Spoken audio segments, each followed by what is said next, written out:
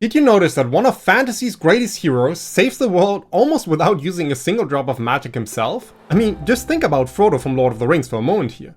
He walks through a world saturated with immense power. Ancient rings, wizards, elven sorcery, and yet his victory, a victory that literally saves the world, depends entirely on his character, his resilience, his hope. This reveals a foundational principle of great storytelling that took me years to truly internalize. Readers will always choose a compelling character over a clever system. So in this video, I'll unpack that principle and show you how you can make your wielder the most magical part of your story, turning their personal journey into the core of your world's power. And to start, we need to look at the one emotion that can make even the simplest magic feel legendary, and that is awe. It's like the feeling you get seeing the blueprints for a grand cathedral. Every arch is calculated to perfection. Every support beam is placed to bear an impossible weight. As writers, this is what we often do with our magic systems. We obsess over the mechanics, convinced that a more intricate design will create a more powerful experience for our readers. Now, I've been exactly where you might be right now. My first attempt at a fantasy novel, I was convinced its success hinged entirely on having the most brilliant magic system ever conceived. Months were poured into designing it. But all I ended up with were tons of details without a story. Before I wrote a single page of prose, the entire project collapsed under its own weight. That failure taught me a painful lesson about the flawed advice echoing across many writing communities. A philosophy I call the cult of complexity. This is a mindset that suggests a story's value is directly tied to the logical rigor of its magic. Often, this is born from a simple misinterpretation of success. We look at a master of the craft like Brandon Sanderson, famous for his detailed systems, and draw the wrong conclusion. Seeing the sprawling fan wikis and passionate debates over the mechanics of Allomancy leads us to think that's the secret sauce. And this desire is then amplified by our need for intellectual validation. As writers, we want to prove we've done the work. A complex system feels like tangible proof of our effort, because it is safe, noble, and something you can defend. But what appears to be a path to a strong story is in fact a gilded cage. Because when you prioritize the system over the wielder, a cascade of narrative problems begins. First, your story's momentum grinds to a halt in what I call narrative inertia, because suddenly a character can't just cast a spell. You feel compelled to pause the action to detail the mechanics, the costs, and the precise consequences. Every explanation, which felt so brilliant in your world-building notes, becomes a roadblock for the reader that yanks them right out of the scene's emotional core. This inertia then inevitably forces you into the dreaded exposition dump. Long paragraphs of narration appear, detailing the history of a particular cantrip, and your story transforms from a living narrative into a dry textbook. As a result, your characters stop being active participants, and they become mere tour guides for your magic system. But the most profound damage is how this obsession severs the vital link between magic and character. The power becomes an external tool, an object the wielder just picks up and uses like a sword or a key. And because it operates on them instead of through them, its rules exist in a vacuum, completely separate from the wielder's internal state. The end result of all this is a story that might be intellectually interesting, but is almost always emotionally sterile. Readers, after all, do not connect with rules, they connect with people. The truly memorable moments emerge from the character's desperation as they cast a spell. But when the obsessive pursuit of complexity leaves you with a beautiful, intricate throne sitting empty, you need a better way. And the solution is to stop building a system and start building a soul. So let me begin by reframing what a magic system truly is. Because what appears as a set of rules governing power can become something more, a unique lens through which your character experiences the world, and the literal manifestation of their internal landscape. Consider a pyromancer, for example. For them, the world isn't just a collection of objects, it's a landscape of potential combustion. Crowded tavern becomes a tinderbox of flammable fabrics and dry wood, while a sudden rainstorm feels like a personal, suffocating assault on their very nature. This is how their magic should inform everything, their psychology, their fears, and their deepest desires, elevating a simple power into a source of profound character depth. And to build our stories this way, we need a framework that puts the character first, one that I call the wielder's core. This is a simple 3-part model designed to ensure your magic is always anchored to the human heart of your story. Now for that, picture a triangle here. Each of its 3 points represents a foundational pillar connecting your magic directly to your character's journey. Desire, limit, and choice. First up is desire, the starting point for all compelling fiction. You have to ask, what does your protagonist want more than anything else in the world?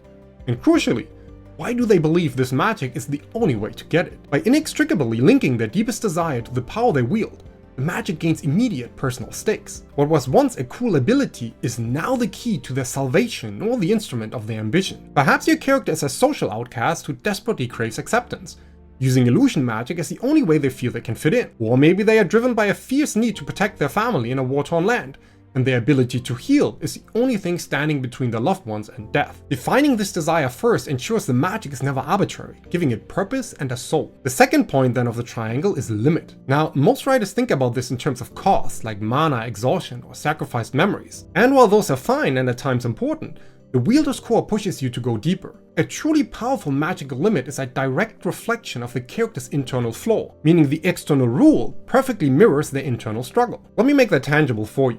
Imagine a mind reader whose power becomes clouded and unreliable whenever they feel insecure. Their magical limit is now a manifestation of their deep-seated lack of confidence. For them to become a more powerful mind reader, they must first become a more confident person. Which means the magic system and the character arc are now the exact same thing. Or think of a warrior who can channel their ancestor strength, but only when they are calm and centered. Their struggle to control their rage in battle becomes a central conflict, making their journey to master their emotions the key to mastering their magic. What this does is it creates an incredible engine for resonant storytelling, where every magical obstacle forces your character to simultaneously confront their own inner demons. Which brings us to the third and most important point: choice. Here, desire and limit collide in a moment of intense dramatic pressure. Your character faces a pivotal decision where using their magic to achieve their desire forces them to directly confront their limit. These moments are the very heart of your story, because the choices your wielder makes under this pressure are what define them. Does the insecure mind reader risk using their unreliable power to uncover a conspiracy,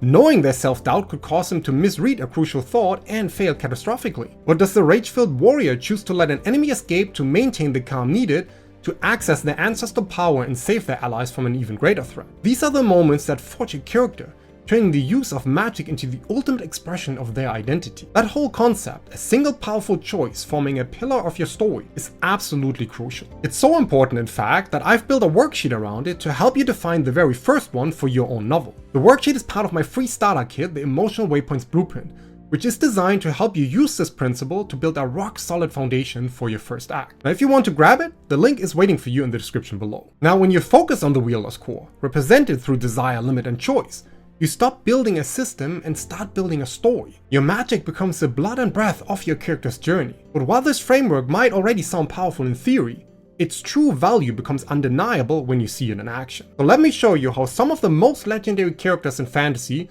prove the power of the wielder's core, even if they haven't been designed with this framework consciously. Let me begin with a world famous for its intricate magic, Brandon Sanderson's Mistborn. If you're new to the story, it follows Vin, a street urchin who discovers she's a Mistborn, someone who can gain supernatural powers by ingesting and burning metals. At first glance, this system seems like a perfect example of what the Cult of Complexity worships. The true genius, however, is found in how that complex system is anchored to Vin's wielder's core. It all starts with her desire, a simple and primal need for safety. Growing up in a world defined by abuse and betrayal has left her with one deep-seated need: to find someone she can finally trust. Elemency, her magic, becomes the tool she believes will guarantee her survival. But her internal flaw, a profound and crippling paranoia, manifests as her magical limit. Because Vin has been taught that everyone will eventually betray her, she cannot bring herself to trust others. This emotional wound becomes a little weakness in her power. She finds herself unable to master the emotional elemencies, the powers that soothe or riot the feelings of those around her, because she cannot understand the very emotions she's trying to influence. And this brings everything to a head in her pivotal choice. To grow, she must decide whether to place her faith in her mentor Kelsier,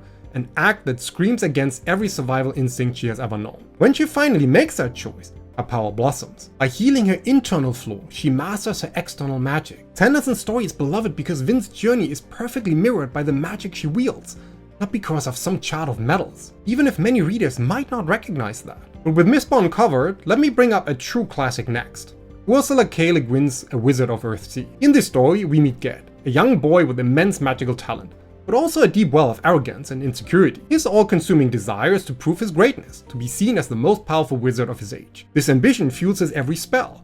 In the world of Earthsea, magic is based on a profound principle: knowing the true name of a thing grants you power over it. Now, this very system also creates Ged's limit, which is a direct reflection of his core flaw. He has no self-knowledge.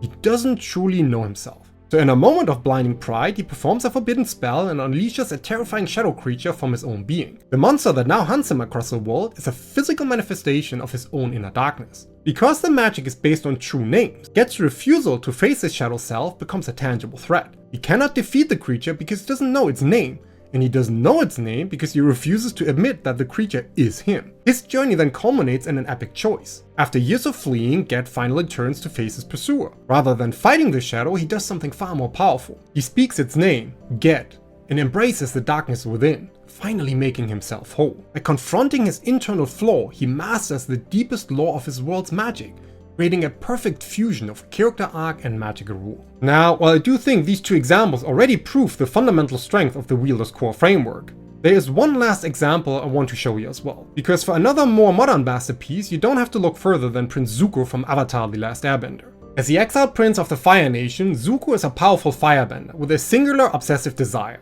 to capture the Avatar. He believes this is the only way to restore his honor and win the love of his abusive father. All of his firebending is fueled by this desperate, painful goal, making it powerful but also full of rage and self-hatred. And this emotional state is what becomes his limit. Because Zuko's fire comes from a place of rage, it's uncontrollable, destructive even. This power brings him strength in battle, yes, but it offers him no peace.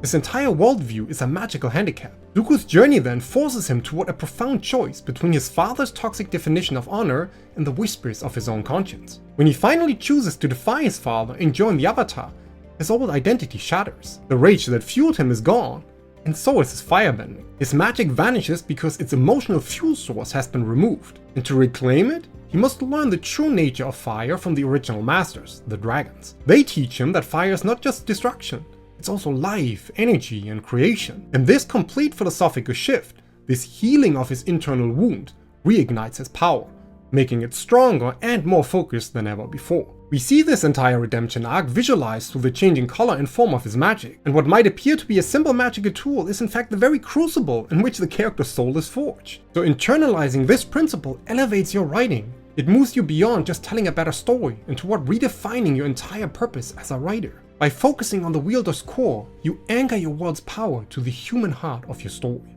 But with that said, anchoring your magic to your character's choices creates a new challenge. How do you structure those choices into a plot that feels both surprising and inevitable? A story that grips the reader from the first page to the last? Well, for that, watch this video here next where I show you exactly how I outline a story step by step.